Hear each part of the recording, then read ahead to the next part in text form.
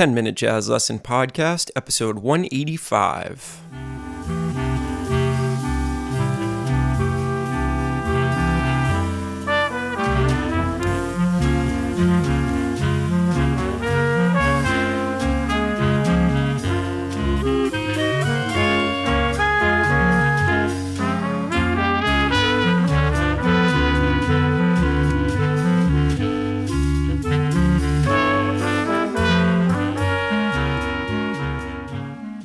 Hey everybody, welcome back to episode 185 of the 10-Minute Jazz Lesson Podcast. My name is Nick Manella, joining you once again for yet another episode of short and concise jazz lessons.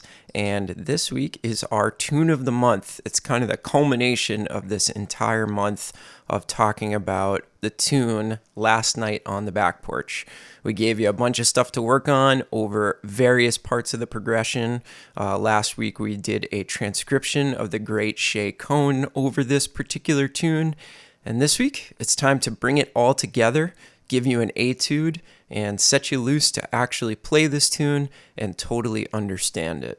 So before we get into the episode, just a note, you can get this week's etude in B-flat, E-flat, concert, and bass clef by going over to our Patreon page. You can find that by going to 10minutejazzlesson.com, clicking on one of the Patreon links, going over there and showing your support for only $3 a month.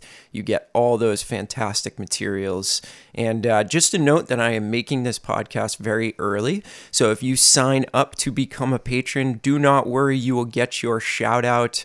But I am front loading this podcast a little bit just because the next weeks are super busy for me. And I definitely don't want to miss an episode and a chance to get more of this stuff out to you guys. So again, 10minutejazzlesson.com. Click on one of the Patreon links. That not only gets you these fantastic materials, but it also supports the podcast for a very low monthly fee. And it ensures that this podcast is going to keep coming at you in high quality on a regular basis.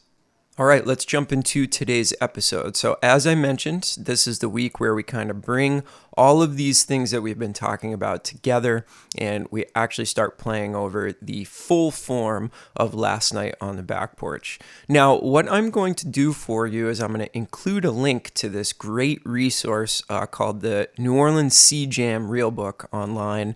A lot of you probably already know that. But that is where you can go to get the actual lead sheet for this particular tune. All you're going to be getting from me is a particular set of changes, and you're going to be getting an etude in all the different keys. But I also want you to learn the melody. So just make sure you go over to that link, check the show notes, and that link will be contained in there. You can go over there, you can grab the lead sheet and work off of that to learn the melody. Just a note that the melody is only in B-flat over there. So if you play any other instrument besides a B-flat instrument, you're going to have to do a little bit of work on your own and actually transpose that and figure it out for your own instrument. But that is good work for you. That's a really important thing to do. So make sure you go and learn the melody. All right, so let's start by talking about the form. Now, you're going to notice that a lot of the form contains these small little snippets that we've been talking about over the past 3 weeks. So the first chord in the form is a 1 chord. We're in the key of B flat here. So we have a B flat 6 chord. Now, notice that it's a B flat 6 chord and not a B flat major 7 chord.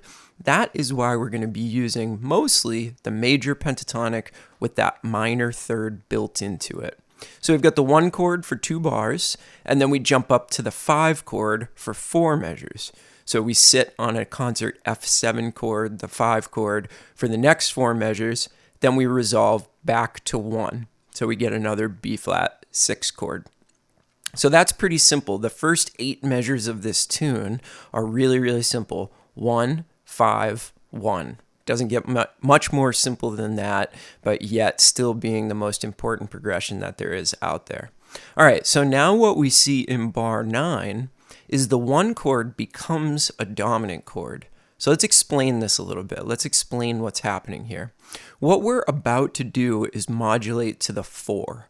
So if you look at measure 11, you'll notice that we go to a 4 chord, concert E flat 6. So the 1 chord becoming dominant means that the 1 chord is becoming the 5 of 4. So we're getting ready to modulate to the 4. We make that 1 chord into a dominant. The presence of the flatted 7th means that it becomes a dominant chord, and then that leads us right to that modulation to the 4 chord. Now, in measure 12, we get the minor 4 chord, and we talked about that 2 weeks ago. So we're going to use the major pentatonic over the major 4 chord, and then we're going to use that same pentatonic, the exact same scale, but we're just going to flat the 3rd to accommodate for that minor 4 chord. Then after the minor 4 chord, we go back to a 1 chord in measure 13, and then we have this all-important progression in jazz music, which is 1-6-2-5-1. But let's talk about that 1-6-2-5-1 for a second, because it's not actually a 1-6-2-5. And you're going to see this in these old tunes. You're going to see this really, really often. So you'll notice that the 6th chord, and we've definitely talked about this on the show before, is actually dominant instead of minor. So it doesn't really fit into the key of concert B flat, right? A G7 chord doesn't technically fit into the key signature of concert B flat. But what it really is it's a 5 of 2. So this chord is really leading us into the 2 chord. Now we also see the 2 chord is not minor. So technically, it's not a 2 chord, right? Because concert C7 does not fit into the key signature of concert B flat. That would have to be C minor 7, yet we have C7. So again, technically this is not a 2 chord. It's functioning as one, but what we would really call it is 5 of 5. And then we get the regular 5 chord, and that resolves back to 1. This is really important. Whenever you see a dominant 2 chord, you really want to clarify and you want to call it 5 of 5. So you could say this progression in a number of ways, and jazz musicians tend to use shorthand, and we'll just say, oh, it's 1-6-2-5-1. But we have to be really careful, especially with that 2 chord, right? We have to really say what this is a 1, 5 of 2, 5 of 5, 5, 1. Now, most of the time when we deal with a 6 chord in jazz, it is a dominant chord. It is a major chord. So you're going to, if you're explaining that to somebody, let's say you're explaining it to somebody before you play. If you're explaining that, you don't have to be that specific about it. Most people are going to catch on to that. However, that 5 of 5, you do have to be really specific about that. You can't call it a 2 chord, or else the rhythm section is going to play a minor 2 chord. So you've got to call that 5 of 5. But overall, this is a pretty simple progression, isn't it? 1-5-1, then we make a modulation to the 4 really quickly, and then we come back to 1-6-2-5-1, or 1-5 of 2, 5 of 5, 5, 1. It's actually very, very simple. And this is going to be a really easy progression for you guys to memorize. So that's a good thing about this tune. And a lot of these tunes that are in this same vein, they're very, very simple. In fact, once you start playing a number of these tunes, you can almost hear what's about to happen before it actually does, which is really cool.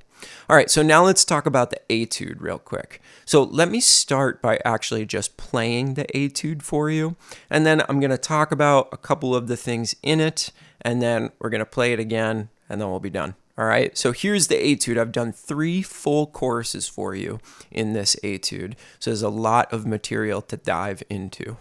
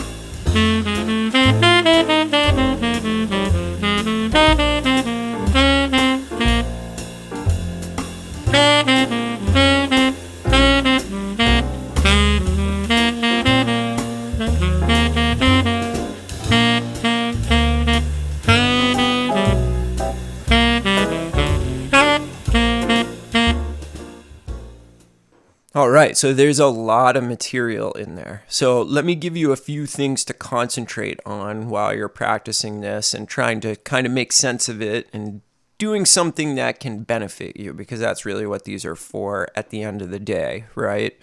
Okay, so the first thing I want you to check out is how I'm using rhythm, right? There's a lot of space in this etude.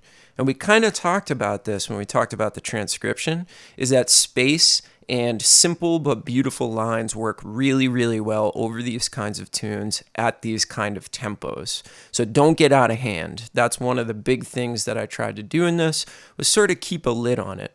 So I want you to check out that rhythmic profile. Also, I want you to go through and take a look at some of the places where I use triplets, because we talked about in Shay's solo her use of triplets and how awesome it sounds and how they're strategically placed. I tried to do a little bit of that. I definitely didn't use as many as she did, but I want you to go through, find some triplets, and maybe start to get some triplets into your phrasing. That's a really important thing to do. Triplets are such an important thing in the jazz style. Now, the final and sort of biggest task that I'd like you to perform when you're looking at this is I want you to go through and I want you to find every single note that I use that's outside of the key. So chromatic notes. And I want you to sort of come to some conclusions there. Why was I using them? There's a pretty clear reason why I'm using all the chromatic notes that I've chosen to use in this particular etude, and I want you to really dig deep and try to make sense of every single one of those. I think that's the place where you're going to get the biggest education out of this particular etude. So find all the chromatic notes, all the non-diatonic notes, and figure out why I'm using them. All right? And also, what would be a great idea would be to go through and try to sing some of these phrases. You don't have to learn to sing it all the way through. That's extremely difficult. But if you could go through, pick out some phrases and learn them by ear, and then be able to reproduce them with your voice, that's going to be so beneficial to you that it might actually be the most beneficial thing that you can do over this. But I want you to take care of those other tasks that I've given you as well. All right, so hopefully you guys enjoy this etude. Hopefully you've enjoyed this month of episodes leading up to this final episode. Remember, if you have any questions or issues with anything that's going on, leave me a message in the 10-Minute Jazz Lesson community Facebook group. That's the place to get in touch. All right, everybody, we'll see you soon with another brand new episode. Have an awesome week, and let's check out the etude one more time before we go. Bye.